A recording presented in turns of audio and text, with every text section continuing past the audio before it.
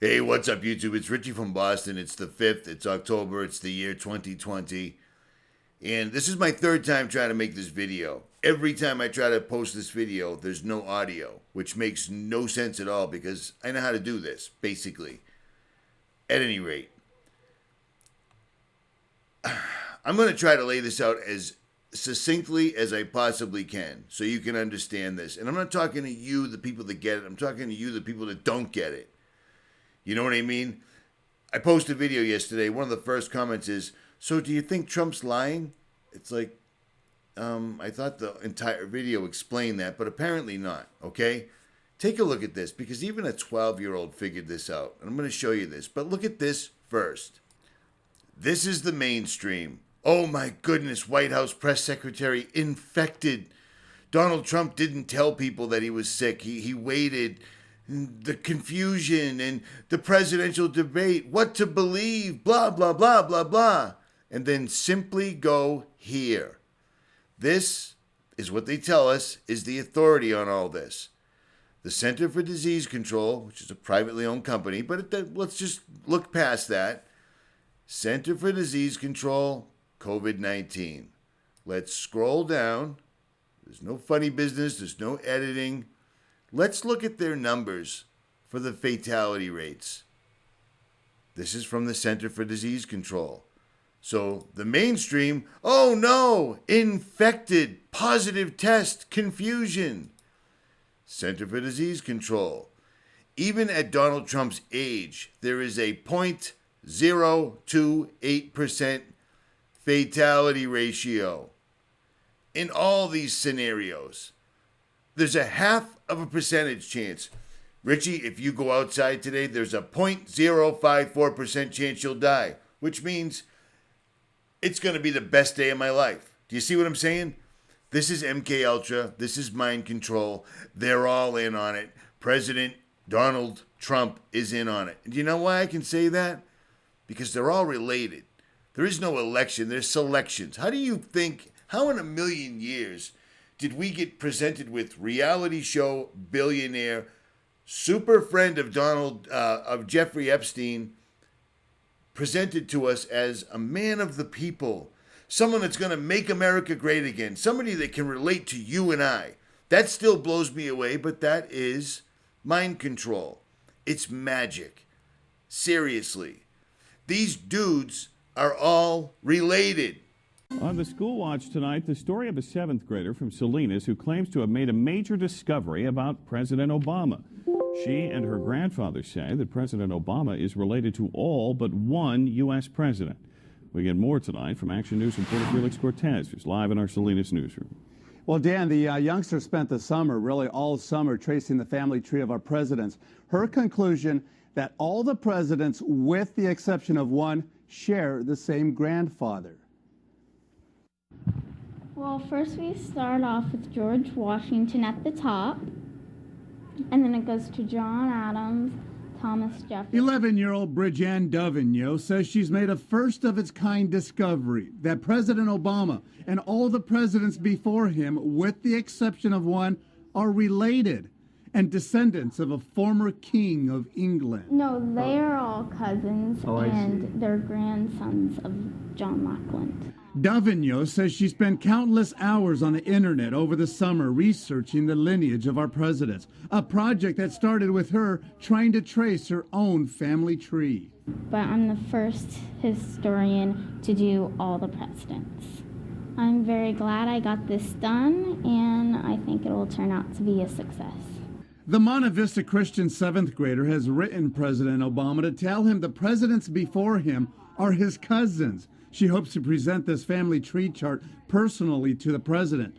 But Bridget has her skeptics, including this reporter. Her biggest supporter and firm believer that Obama is a descendant of a former king of England is no doubt her mother. If you have a child, and they have a child, and they have a child, and they have a child, and they have a child, Like names change. all she's saying is this guy is the great, 25th, 27th, depending on what line it is. He created all this family. Yeah, it's a big club, and we ain't in it. And Trump is no different than any of these other people. And it's astonishing to me how many times I brought this up. His entire platform, when he presented himself, when he was presented as your pick for an election between him and Hillary, I'm going to put her in jail. That never, ever, ever, ever happened, because it was never, ever going to happen. These people write the laws. They're not going to put themselves in jail. Worse than that, they're all related, one way or the other. You see what I'm saying? It should be pretty obvious by now. But the thing that sticks in my mind the most is this. They're pushing this on the American public in the mainstream. And then right over here, I mean, it's not like it's hidden ancient knowledge that you need to be initiated to see. It's right here on the CDCs. The fatality ratio of this is nothing. And we've been telling you this for a long time. Dr. Tedros isn't a doctor. He is not a doctor. He was the former health minister for Ethiopia, a country not known for its large, healthy, well-fed people. Do you see what I'm saying? All of this has been coming out non-stop, and yet this is all people can see. And it's blowing me away, it's freaking me out, and it's pushing us towards another lockdown, and people are going to buy this. This is amazing to me, absolutely and utterly amazing to me. These people are not politicians, they're actors, standing in place for the corporation of the United States of America while the machine runs on. That's it. And now the corporation is being liquidated and people don't even see it. It blows me away. Trump was put here to keep the conservative Christian people that would stand up for freedom at bay. And it's worked too well, apparently. Because when you can pull this off right in front of people's faces and they still don't get it, we're in deep, deep trouble. Now that we know Vice President Dick Cheney and Senator Barack Obama are distant cousins. In my book, there's a lot of genealogical research, you know, going back, Dick's family, my family, these heroic and amazing tales of people who went west. But one of the things I discovered is that Dick and Barack Obama are 8th cousins. What? Is that an amazing thing? Yes, if you go back 8 generations, really? They have a common ancestor. The New York Post decided to check into the genealogy of President Bush, and his family tree has people talking. Many of the United States presidents have blood relations with each other. The Bush lineage has blood ties to a great number of former presidents. George Washington, Millard Fillmore, Franklin Pierce, Abraham Lincoln, Ulysses Grant, Rutherford Hayes, James Garfield, Grover Cleveland, Teddy Roosevelt, William Taft, Calvin Coolidge, Herbert Hoover, Franklin Roosevelt, Richard Nixon, and Gerald Ford. We all know his father, but what about his cousins? Check out this family tree, done with research by Ancestry.com. Let me take you through this, branch by branch. Vice President Dick Cheney, the man who's only a heartbeat away from the presidency, is actually a blood relation. He's President Bush's 9th cousin once removed. Cheney's cousin Barack Obama is also Bush's 11th cousin and the 9th cousin of Brad Pitt. In either of those first 2 books, though, who knew you and Dick Cheney cousins? You know, listen, I don't think I'm going to family reunion. I don't know how I'll be greeted. So when you hear things like Brad Pitt's, people like Brad Pitt are related to these as well, it makes things like this make a little more sense, doesn't it? Because Dr. Anthony Fauci, I'm sure, is part of the club because he's being used really, really well. And Brad Pitt. And don't forget the NBA guys. Do you remember when this whole thing first came out? The NBA guys, we've got COVID and Tom Hanks and all this other stuff. Do you remember what Tom Hanks showed us? You remember this? We're in Australia. We're down here. We're doing as good as we can.